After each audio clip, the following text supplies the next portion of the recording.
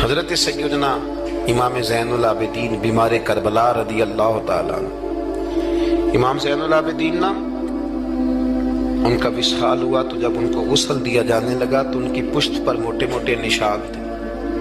لوگوں نے آپ کے صاحبزادے سے کہا یہ نشان کس بات کے ہیں؟ تو صاحبزادے رو پڑے، فرمانے لگے میرے ابا جی نا رات کو اناج کی بوریاں اپنی پشت پہ رکھ کے غریبوں کے گھروں میں پہنچا کے آیا کرتے۔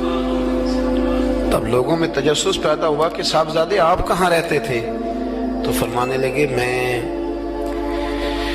کئی دفعہ عرض کرتا تھا کہ مجھے دے دیں، میں دے آتا ہوں، تو فرمایا کرتے تھے پتر اگر تمہیں دوں گا تو پھر اس غریب کا نام بھی بتانا پڑے گا، پھر اس غریب کا نام بھی بتانا پڑے گا، تو میں اسے رسوا نہیں کر سکتا، میرا اس کا اور میرے اللہ کا راز ہے۔ یار کوئی تو نیکی ہو جو چھپی۔ ہمارے ہاں لوگ کہتے ہیں جی پہلے پتہ کرانا ہے بندہ مستحق ہے کہ نہیں، ہے نا جی۔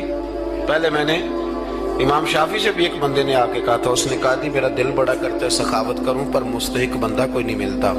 تو امام صاحب فرمانے لگے تیرے پاس جو کچھ اللہ نے تجھے دیا ہے تو اس کا مستحق تھا، تیرا حق بنتا تھا۔ وہ چپ کر گیا، کہنے لگے اگر رب کریم نے تیری خوبی کوئی نہیں دیکھی اور تجھے اپنے فضل سے عطا کر دیا تو اللہ کے بندوں کو کیوں ٹٹولتا پھرتا ہے؟ اب تو انٹرویو اتنا سخت لیا جاتا ہے، اتنا سخت غریب کا انٹرویو ہوتا ہے کہ وہ کہتا ہے اس خیرات سے تو مر جانا ہی بہتر ہے۔ اتنا سخت انٹرویو لیا جاتا ہے۔ ہم سخت ہو گئے ہمارے مزاجوں میں۔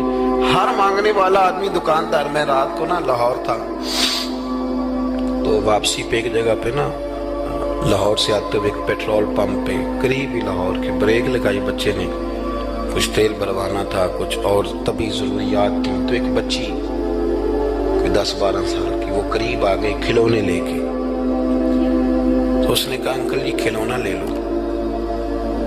میں نے اس سے کہا بچے سے کہ کھلونا ہم نے کیا لینا ہے، اس کو 10-20 روپے دو اور ساتھ اس کو کہو کہ بیٹی رات بڑی ہو گئی ہے گھر چلی جا، زمانہ ٹھیک نہیں۔